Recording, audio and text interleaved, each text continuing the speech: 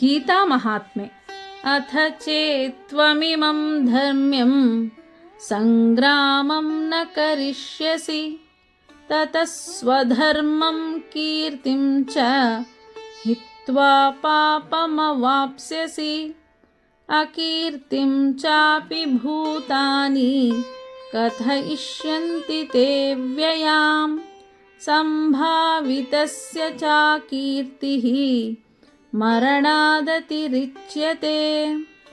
ಶ್ರೀಮದ್ ಭಗವದ್ಗೀತೆಯ 2ನೇ ಅಧ್ಯಾಯದ 33 ಮತ್ತು 34ನೇ ಶ್ಲೋಕದಲ್ಲಿ ಕೃಷ್ಣನು ಹೀಗೆ ಹೇಳುತ್ತಾನೆ: ನೀನು ಈ ಧರ್ಮಯುದ್ಧವನ್ನು ಮಾಡದಿದ್ದರೆ ಸ್ವಧರ್ಮವನ್ನು ಮತ್ತು ಕೀರ್ತಿಯನ್ನು ಕಳೆದುಕೊಂಡು ಪಾಪವನ್ನು ಹೊಂದುವೆ.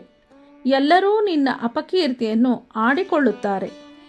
ಮಾನವಂತನಾದವನಿಗೆ ಅಪಕೀರ್ತಿಯು ಮರಣಕ್ಕಿಂತ ಹೆಚ್ಚಿನದಾಗಿದೆ ಎಂದು ಎಚ್ಚರಿಸುತ್ತಾನೆ. ಇಲ್ಲಿ ಕೃಷ್ಣನು ಕರ್ತವ್ಯ ವಿಮುಖತೆಯಿಂದ ಆಗುವ ದುಷ್ಪರಿಣಾಮವನ್ನು ವಿವರಿಸುತ್ತಾನೆ. ಅರ್ಜುನ ಜಗದೇಕ ವೀರ ಎನಿಸಿಕೊಂಡವನು. ಅದೆಲ್ಲ ಅಳಿಸಿ ಹೋಗುವ ಬದಲು ವೀರ ಮರಣವನ್ನು ಹೊಂದುವುದು ಲೇಸು. ಅಷ್ಟು ಮಾತ್ರವಲ್ಲ, ಯಾರ ಪಾಲಿಗೆ ಅರ್ಜುನನು ಘನತೆಯ ವ್ಯಕ್ತಿಯಾಗಿದ್ದನೋ ಅದೇ ಭೀಷ್ಮ ದ್ರೋಣಾದಿಗಳ ಪಾಲಿಗೆ ರಣಹೇಡಿಯಂತೆ ಕಾಣಬಹುದು. ದುರುಳ ಕೌರವರು ನಿನ್ನನ್ನು ಆಡಿಕೊಂಡು ನಗಬಹುದು. ಅವರ ಅಧರ್ಮಕ್ಕೆ ನೀನು ತಕ್ಕ ಪ್ರತ್ಯುತ್ತರ ಕೊಡಲೇಬೇಕು. ನಿನ್ನಂತಹ ಧೀರನಿಗೆ ಈ ಮಾತು ಶೋಭಿಸುವುದಿಲ್ಲ.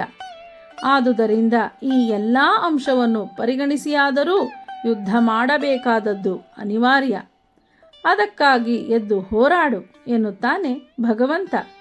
ಹರಿ ಓಂ ತತ್ಸತ್.